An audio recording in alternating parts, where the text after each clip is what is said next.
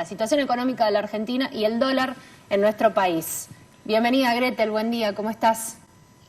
Buen día. Está claro que realmente es difícil en este escenario de previsión poder realmente proyectar, digamos, una medida, si se quiere, ni siquiera a corto plazo, pero yo diría al mediano plazo de salida, ¿no?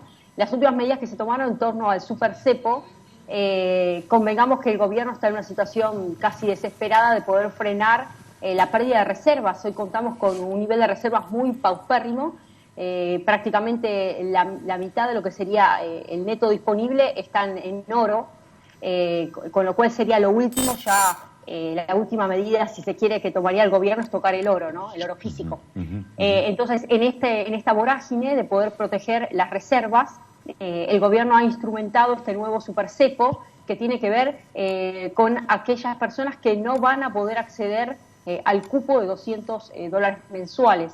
Y estamos puntualmente hablando de, obviamente, los beneficiarios del IFE, de la AUH, de todo lo que sería planes sociales, y también se incorpora la nueva categoría de aquellas personas que sean empleados de empresas que hayan aceptado el ATP, un plan de ATP que han solicitado al gobierno a los fines de poder hacer efectivo su el salario mensual. Entonces, en esa necesidad, empresas se han postulado para este beneficio, claro. Lo que hace que aquellos empleados, y estamos hablando de prácticamente 1.400.000 empleados que no van a poder acceder a este cupo mensual. Por otra parte, aquellos que han accedido a una especie de plan de refinanciación en lo que es tarjetas de crédito, y también aquellos que son beneficiarios de un crédito hipotecario y se les haya congelado mensualmente la cuota, ¿no? Hayan recibido algún tipo de beneficio de crédito a tasa cero, ¿no?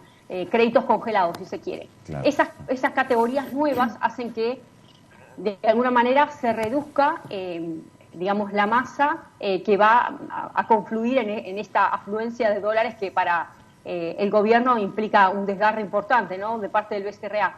Recordemos una de las últimas manifestaciones que dijo Pelle, expresó justamente que aquellos que se están haciendo de dólares no se sabe si son de dudosa procedencia, claro, ¿no? Claro.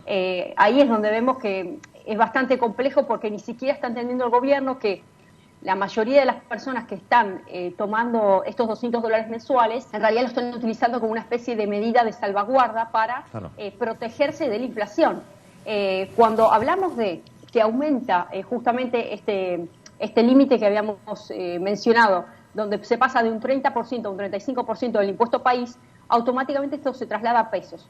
A ver, el escenario es que hoy es difícil, primero, exportar, o sea, Argentina está en un nivel de recesivo muy, la verdad que, importante, si se quiere, por el contexto de pandemia que vivimos a nivel global. Sumado a eso, es difícil para los importadores hacerse de dólares. Entonces, en este escenario, al haber ausencia de dólares para los importadores, esto se traduce a un difícil, proceso en lo que es la producción en sí. Hay mucha dependencia de Argentina en lo que es el mercado de producción hacia determinados bienes que forman parte de la cadena y que son importados. Entonces, al no existir esa posibilidad, porque hay una ausencia de dólares para importar, hace que sea difícil esto en materia productiva. Esto, al trasladarse a la producción, automáticamente esto corre a nivel precios, porque empieza todo lo que es la cadena interna a tomar como referencia el dólar blue, que convengamos que ha sido muy importante el salto. Está claro que el dólar oficial no tiene un correlato, está claro que está retrasado respecto al dólar blue, pero hoy por hoy ya estamos en un dólar tan alto que esto trae un perjuicio directo a la producción interna y, ¿por qué no?, directamente al consumidor. Entonces, todo tipo de medida que esté tomando el Banco Central en pos de mitigar la ausencia de pérdida de reservas, trae como un correlato directo un perjuicio hacia la capacidad adquisitiva de la clase asalariada. Para traducirlo en pocas palabras, cualquier medida monetaria en el momento de fragilidad estructural en que está el país, trae como coletazo la inflación. Y cuando hablamos de inflación, hablamos de un impuesto directo al ingreso, ¿no? Claro. Entonces, ahí es donde vuelvo a decir que lo gravoso es las últimas estadísticas que publicó el INDEC, que hay una caída de empleo estrepitosa, y me refiero puntualmente a aquellos que han quedado sin empleo formal, no han salido nuevamente a buscar empleo. Entonces, Claro. lo que para el índice se considera, una clase inactiva, ¿no? Al no formar parte de la PEA, que es de la población económicamente activa, tampoco se considera como aumento del índice de desocupación, porque para eso toman en cuenta aquellos que quedaron desempleados, pero que están en una actividad constante de búsqueda. Ahora, una persona que quedó desempleada, sea que haya sido cuenta propista, monotributista o un pequeño emprendedor, vale decir que aún habló de la economía informal, porque también el índice mide la economía informal, y no se ha contabilizado como aquella persona que sigue en la carrera de búsqueda laboral, hace que el índice de desempleo sea ficticio. O sea, hay estudios económicos que hablan que estamos hablando ya de un índice que supera los 20 puntos en realidad de desempleo, si tomamos en cuenta la gente que quedó desocupada y que dejó de buscar trabajo. Entonces, estas medidas monetarias que parecen algo totalmente alejado, que están vinculadas a cómo hacer para evitar la afluencia de pérdida de dólares para el Banco Central, trae una repercusión directa en el mercado laboral y en la pauperización de la vida diaria. Por eso digo que ahí es complejo el escenario, Sí. porque hay muchos mecanismos que cualquier medida que pareciera que solo afecta a la economía, digamos, el área monetaria, perjudica la economía real. Ahora, esto ya se ha preguntado muchas veces, Gretel, ¿es para un estudio sociológico, psicológico, esta adicción que tenemos los argentinos al ahorro en dólares? Viste que el dólar es un problema que lo venimos trayendo, no sé, hace 50 años y siempre pasa lo mismo y van pasando los gobiernos y nos encontramos el que depositó dólares cobrará dólares, el que apuesta al dólar pierde y la verdad no hay medida para destrabar esto. Te vas a Brasil y la verdad ni en cuenta lo tienen al dólar. ¿Por qué nos pasa esto? Bueno, la pregunta es muy interesante. Es un tema histórico ya, no quiero decir tanto psicológico de la ciudadanía, sociológico, patológico, pero la realidad es la siguiente, a ver. Al no existir las condiciones de seguridad en la continuidad del tiempo, hace que el argentino no encuentre un escenario de previsibilidad a la hora de querer plantear, digamos, una progresión de plan a mediano y largo plazo. Ejemplo, si yo quiero planificar comprarme una vivienda y me están diciendo que las condiciones son justamente en dólares, y hoy es difícil hacerse de dólares para una compraventa inmobiliaria, donde no hay una separación entre determinados bienes que hoy terminan siendo dolarizados, porque hay determinados bienes ligados a todo lo que es el mercado de cereales, que le conviene más al productor pensar en colocarlo afuera que estar vendiéndolo internamente. Entonces hay una ausencia de un Estado presente que impulse la desdolarización de determinados bienes que cotizan mejor exportándolos que abasteciendo el mercado interno. Entonces, por un lado, tiene que haber un despegue y una separación entre lo que es la dolarización de determinados bienes para el consumo interno. Por otro lado, no se tiene que seguir permitiendo que la compra-venta inmobiliaria sea en dólares cuando hay escasez para que el argentino y la media no pueda acceder a un crédito hipotecario, la clase media, y tampoco se puede hacer de un ahorro para en un futuro, digamos, estar comprando una vivienda. Gretel, sí. En cuanto ahí, te freno un minutito ahí porque justo estabas hablando del ahorro y me surge esta duda. Digo, en cuanto al ahorro está, viste, como esa idea, también esa creencia, hablando ya de lo sociológico, tengo unos ahorros en dólares, si espero se especula esto de espero una semana más, espero un mes más, voy a sacarle unos pesos más, voy a tener ganancias, se lo ve como algo positivo, ¿no? Pero no se está teniendo en cuenta en todo lo que influye el dólar cuando después vas a ir al supermercado y se va a ver reflejado ahí, digamos, en que ganaste, no ganaste, en definitiva, por ahorrar en dólares. Sí, bueno, a ver, la cuestión es esa, cuando uno tiene una masa de dinero física y esa masa de dinero termina siendo, digamos, papel pintado literalmente, porque cada vez que uno va al mercado lo que compraba con determinada quantum, digamos, total, cada vez es menos, o sea, te venís con el chanquito con menos cantidad de bienes en el supermercado, hace que en realidad uno termine ponderando que el ingreso se te va de las manos, parece algo tan, se licúa. Entonces, ahí es donde digo que tampoco hay una presencia estatal en toda la cadena de producción, en el control de precios, porque hay una cuestión, disculpe, pero digo, de avivada de todo el sector, también en lo que es en materia de precios que se va trasladando al consumidor. Hay un principio en derecho que se llama indubio pro consumidor, ¿no? esta cuestión de debilidad estructural digamos, en el mecanismo contractual requiere de una garantía, y esa garantía tiene que ser un Estado presente que de alguna manera viabilice una presencia específica en lo que es precios mínimos y también, bueno, y precios máximos más que nada, ¿no? Determinados bienes que dice, bueno, esta es la franja en la cual puede estar moviéndose el precio, y que uno puede ir a comprar 1 kilo de azúcar en tal o cual comercio y valga exactamente lo mismo. Entonces, ahí es donde vuelvo a decir que ya no está alcanzando ni siquiera para comprar de un bien, digamos, para consumo diario. Hay mucha gente que dice, bueno, estoqueate con bienes, ¿no? O bienes duraderos. Otros dicen, bueno, invertí cambiándote el auto, invertí, sino en hardware, bueno, en todo lo que es computación o otro tipo de bienes que de alguna manera, no sé, cambio de celular, cambio de moto. Ya no sabe el argentino qué hacer porque está perdiendo valor, si se quiere, real el peso. Entonces, para fortalecer el peso argentino hay que tomar medidas que están por arriba de simplemente achicar o no el límite para el cupo del dólar, porque esta medida de super cepo trae a ojos vistas no solamente del argentino, sino del mercado en general, una fragilidad que termina profundizándose.